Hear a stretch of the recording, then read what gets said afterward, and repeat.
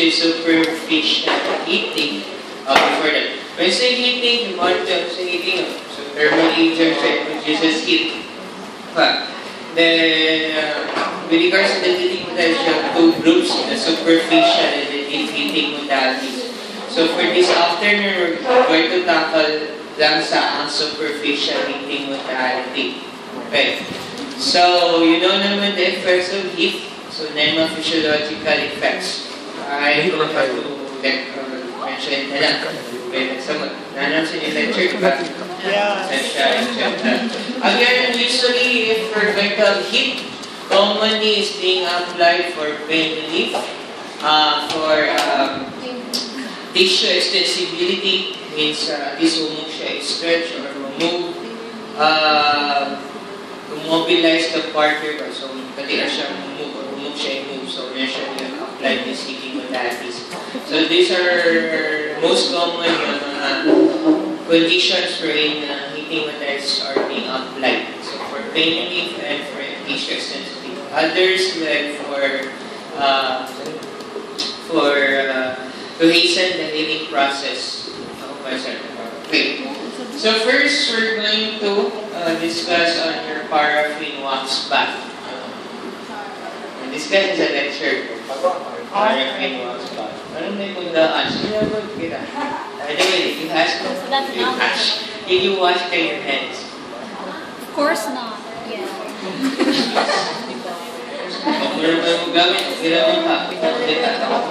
Wash lang good me. Okay.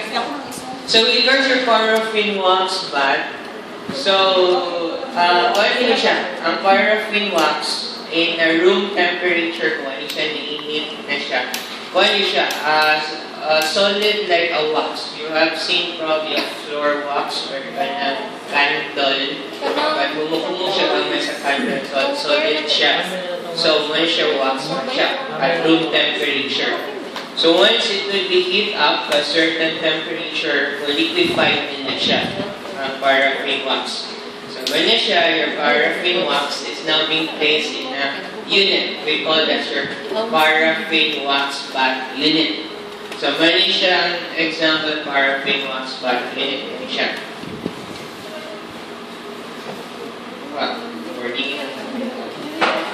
Okay, so your paraffin wax bath, okay, it doesn't always look like this. There are certain paraffin wax bath units which are quite large. Ako siya. Hindi siya portable, hindi siya. Kaya it doesn't mean yan na din ang style sa paraffin wax bath unit. Hindi siya magkakapay sa inyo. So, with regards to this unit, so, naay ubang unit that it has a main switch on and off. Kanishang unit, if you're going to move it to clockwise, there, so off siya na siya, word na off. If you're going to turn it on, you just turn it clockwise. So, naana siya certain degree of temperature wherein you're going to place this knob wherein will melt down ang paraffin wax. So, I try to use those other lesser temperature dito sa malalim. So, I tend to use na ng maximum. Mas malalim siya. Natin as a lecture na mention there, at least ang temperature that will be found sa wax should not go beyond the uppermost limit sa inyong tissue na makatolerate ng heat. And maximum is around 44 degrees Celsius. Mapasok na yung patient. So, might be less than nasa lecture. Okay, Fahrenheit. States we have a certain degree there. So, with regards to your paraffin wax, kung unknown na siya, kung siya na ibutan sa unit, tendency, bugay siya melt down. So, some would now mix this together with mineral oil. So, ilang mix of mineral oil. So, ang purpose of mineral oil is to reduce the temperature na ma-melt down ng paraffin wax. So, ratio na is 1:7, wherein mas greater ang quantity sa paraffin wax, 1:7. So mirror oil is 1, then paraffin wax is 7. So basta mas greater degree ang paraffin wax. So once mag-mix na siya sa mineral oil, mas lessen ang temperature ng meltdown ng paraffin wax. And which we want this so that to minimize maka-encounter of burns and inflation. Once mo reduce ang temperature of meltdown, kasabot ika-init yung paraffin wax. Kaya kung grabe ka temperature na sa pamala ng paraffin wax, you will not expect grabe ka siya kainit. Once it is being applied to the patient. So it's being mixed with mineral oil to reduce the temperature ng paraffin wax. Okay, so nandun siya yung thermostat wherein it will now maintain its temperature. So once it reaches at the peak, so i-maintain na siya. Kung increase siya further, so we'll turn off ang machine. Yung man mo reduce na ganyan siya, we'll turn on na siya. Basta siya na yung adjust ang next thermostat na yung machine na maintain a certain temperature. Okay, so there. So other things that you need in order to perform this, you need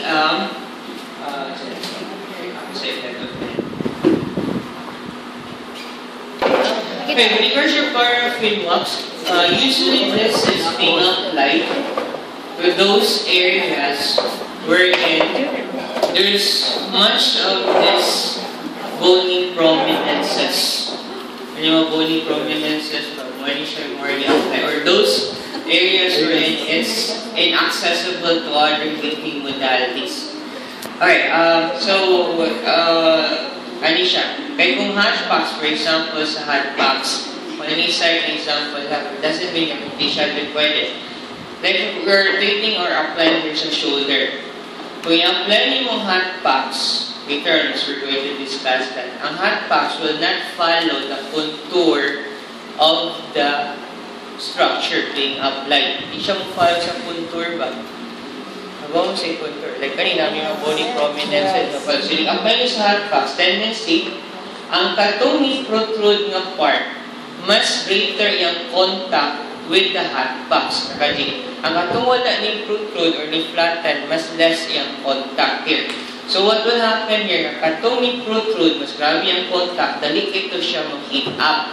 So we can say that there's uneven heating sa inyong hot packs. Ano siya, if grabe kayo ang mga bony prominence, some therapists would now apply paraffin wax. So when you apply paraffin wax, liquid na siya, and i-apply niyo mo follow siya sa contour, kaya liquid mo siya, later maghinahinay siya solidify. So i-solidify niya, mo-follow siya sa contour sa inyong structure. So there will be more expected na even heating if we're going to apply paraffin wax. Okay? So ako na yung mention nga because in practical, even sa cryotherapy, we're going to give the case, but it's up to you to choose which modality you're going to use. Clear? So kami mo decide. Hindi kami mo decide na, o sige, perform paraffin wax on your body. Wala. Because you're no therapist, expected, you're no therapist, you're given certain condition, ikaw muna yung mo-decide unsay modality. Mani siya, there are wide variety of modality being introduced, but it doesn't mean that you have to use all of this. I-introduce ni siya varieties for you to choose later on kung unsay modality mas appropriate for that condition here.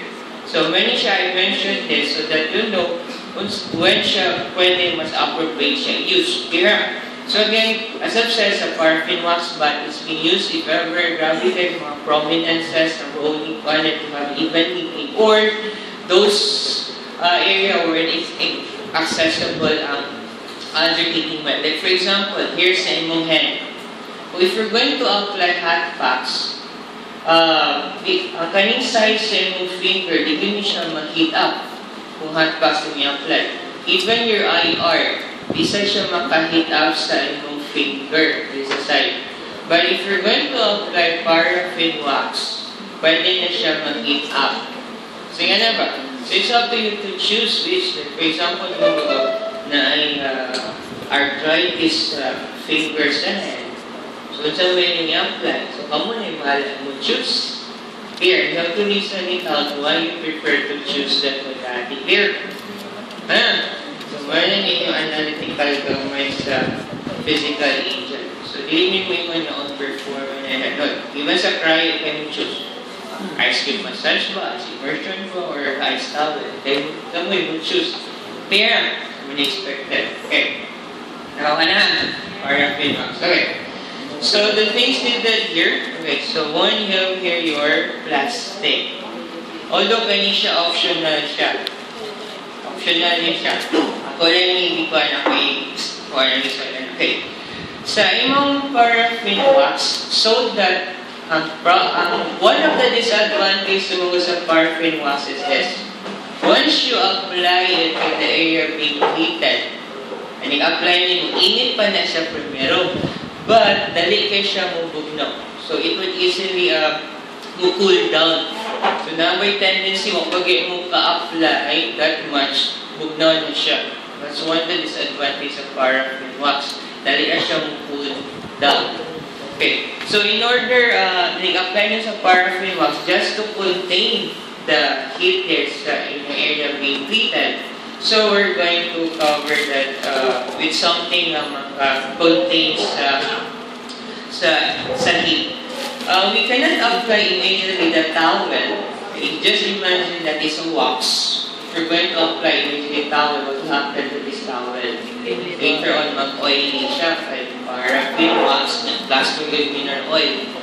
Magka-oily ni siya. Messy siya.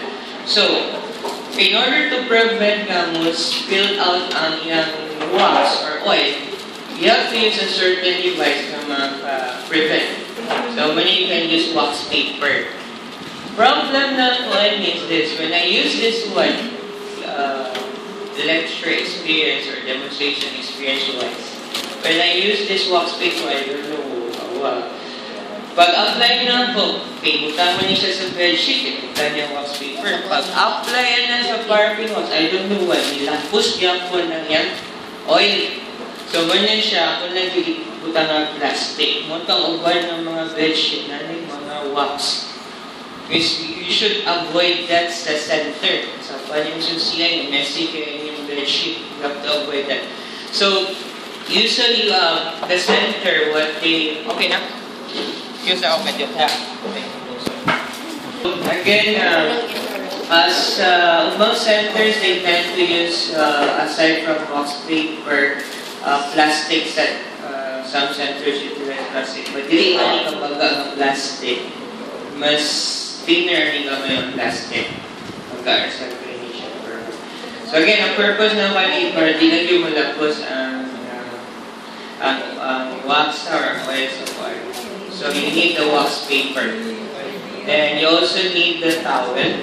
So ang purpose sa towel to further contain the heat. Okay, then it's yung wax paper ang malapos siya. Okay, aside from this, we also need to have this mug. The purpose of the mug is just to scoop the liquefied paraffin wax when we apply.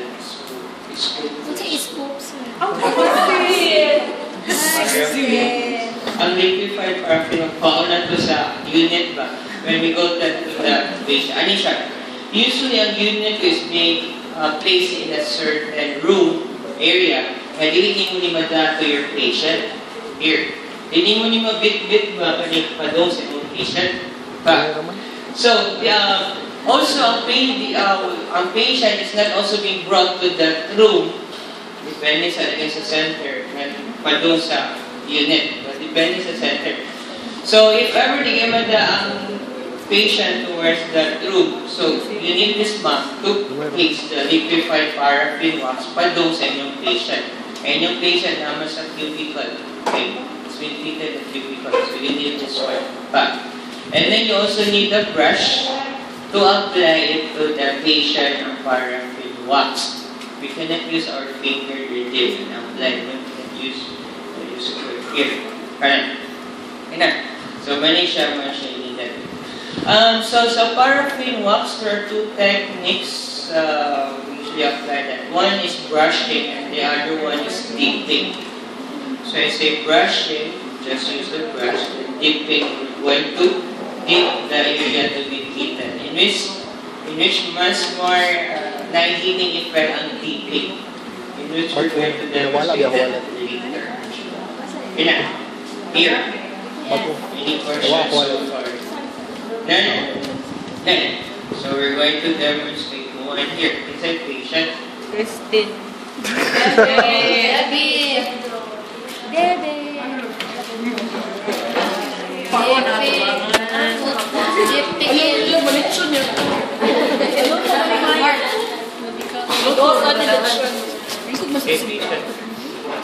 Okay. By the way, with regards to paraffin wax, you can apply this hands, wrist, elbow joint, shoulder joint, early I stated, you can apply. Sa knee joint, you can apply, ankle joint, you can apply that one. Even mga extremity, like here, forearm, pwede niyo siya brushan. Good, pwede siya. Okay? So, thigh, other, a leg, pwede sa jabot siya. Okay? So, there. So, before you're going to apply your paraffin wax, usually sa center, kung di na siya gamiton sa foot, ha, i-recycle din ang paraffin wax. Sa sub-center. So, kung di na gamiton sa foot, i-recycle na yan. Usik sa paraffin wax.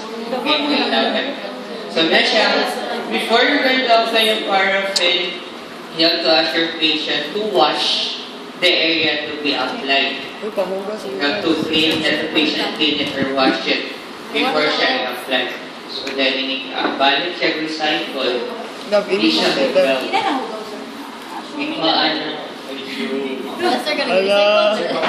Mas better na recycle if your makeup, environment,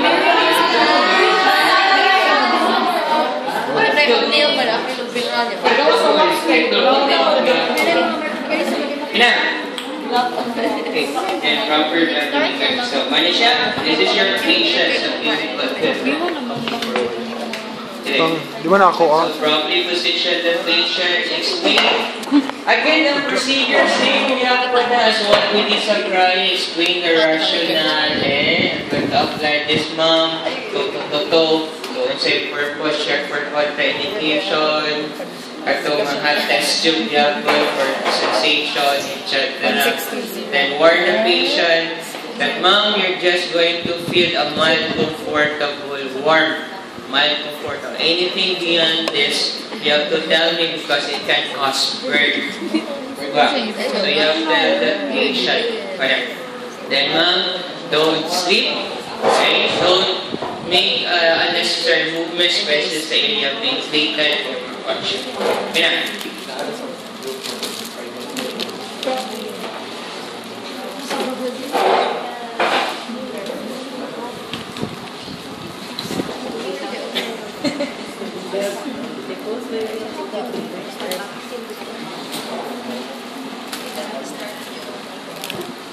Okay, what you're going to do is this. Okay. Bend this one.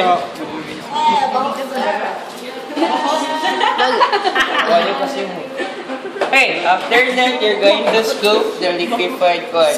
Scoop. Daghan sir. Then there. So, you have to drain the excess para liquid wax. After that, cover. And here, inigbutang ninyo diri. Sitoid ha, nakabutang sa wax paper ha, dili sa bedsheet. Bedsheet yan, minus na, zero dito, mama.